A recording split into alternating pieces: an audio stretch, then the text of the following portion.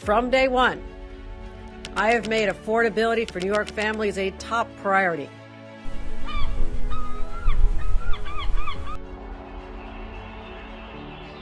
New York City is expanding.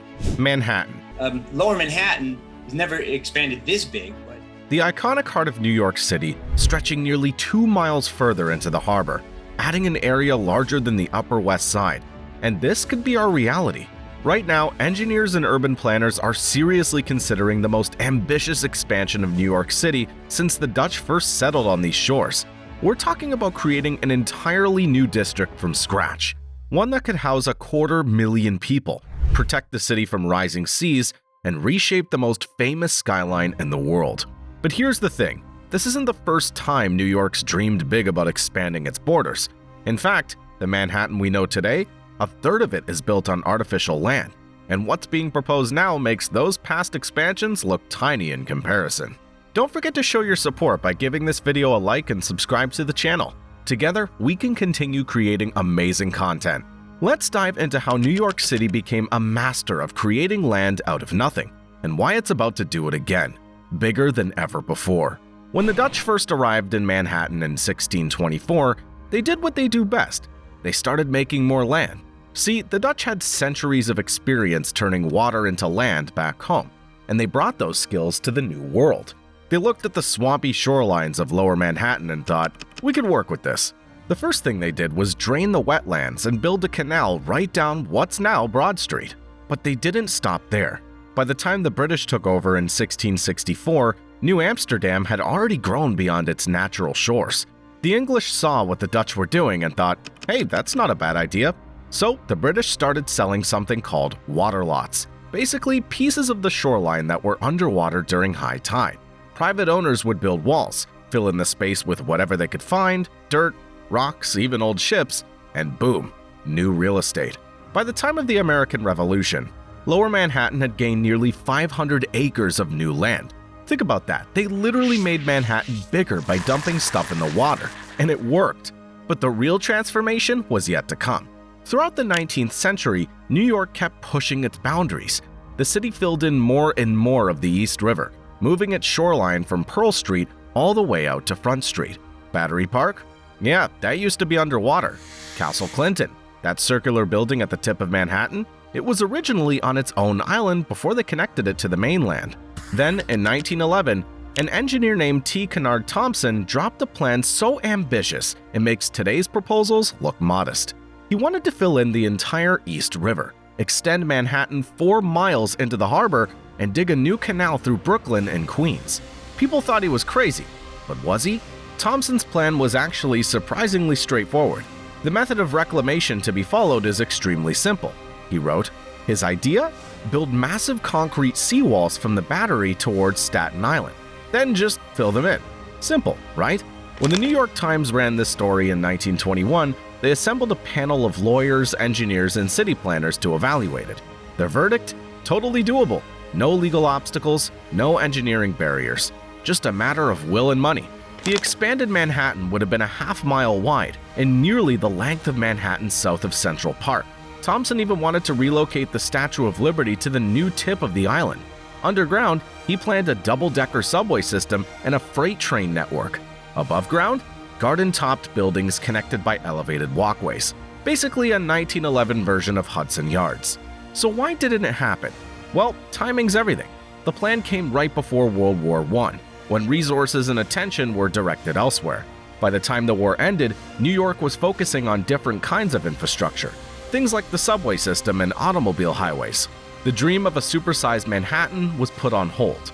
Fast forward to today, New York City finds itself grappling with 3 major challenges. First, a severe housing crisis is making it harder for people to stay in the city. Second, rising sea levels pose an increasing threat to flood-prone areas like Lower Manhattan. And third, the city's feeling the pressure of a growing demand for space, despite having limited room to expand. So, what do? Look to ideas from the past, of course. Enter Professor Jason Barr and his new Mannahatta project. The plan? Create 1,760 acres of new land south of Lower Manhattan. We're talking about enough space for 180,000 new homes. Parks, businesses, and most importantly, a natural barrier against storm surges and rising seas. The expansion would start at the Manhattan Bridge on the east side, swing south toward Red Hook and Brooklyn, then run north along the Hudson River past Battery Park. And get this, it would actually absorb Governor's Island into the new landmass. And that's it, 1,760 acres of new Manhattan. That's bigger than Central Park. The plan calls for 187,000 new housing units that could home around 250,000 New Yorkers. The numbers themselves here are staggering. 1 acre of land in Manhattan's worth about $85,000. Multiply that by 1,760 acres, and you're looking at property values in the billions. The project could generate $1.4 billion in real estate tax revenue alone. But here's the clever part. It would pay for itself. The plan works like this. A new authority would sell bonds to finance the construction. They'd then lease the land to developers, using that money to pay back the bonds. Any profits go straight back to the city. It's the same model that worked for Battery Park City, just on a much larger scale. But this isn't just about making money or adding real estate. Remember Hurricane Sandy? In 2012, it pushed a 13-foot storm surge into New York Harbor, causing $19 billion in damage. The new land would sit at a higher elevation, with wetlands and natural barriers designed to protect not just the new development, but all of Lower Manhattan. The design takes inspiration from successful land reclamation projects around the world. Cities like Singapore and Hong Kong have been expanding into their harbors for decades. The Netherlands, where this all started with those Dutch settlers, is still a world leader in creating new land and protecting it from the sea. But not everyone's on board with this massive transformation. Critics worry about the environmental impact on New York Harbor. Others question whether the new neighborhood would really help with affordable housing or just create more luxury apartments. And some simply ask, do we really need to keep making Manhattan bigger? The controversy isn't new. Every major expansion of Manhattan's faced opposition. When they built Battery Park City in the 1970s, using dirt from the World Trade Center excavation, people said it couldn't be done. Today, it's home to 15,000 people and some of the city's most popular public spaces. The technical challenges are significant, but not insurmountable. The biggest hurdle might be legal. The Jones Act prevents foreign companies from dredging New York Harbor, even though European firms have more advanced equipment for this kind of project. The timeline? About 15 years from first shovel to finished land, with buildings going up in stages over the following 2 decades. It's a long-term project, but that's nothing new for New York. The city's always played the long game when it comes to growth. Think about it.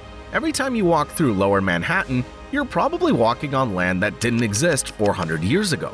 The city you see today is the result of generations of New Yorkers who weren't afraid to think big and literally push the boundaries of what's possible.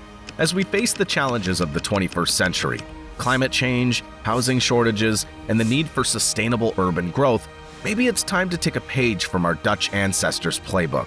Maybe the solution to New York's future lies in the same place they found it, creating new land from the sea. The question isn't whether New York City will keep growing. The question is, will we shape that growth? As we stand at this crossroads, one thing's certain. The next chapter in New York's story is about to be written, and it could be the biggest one yet.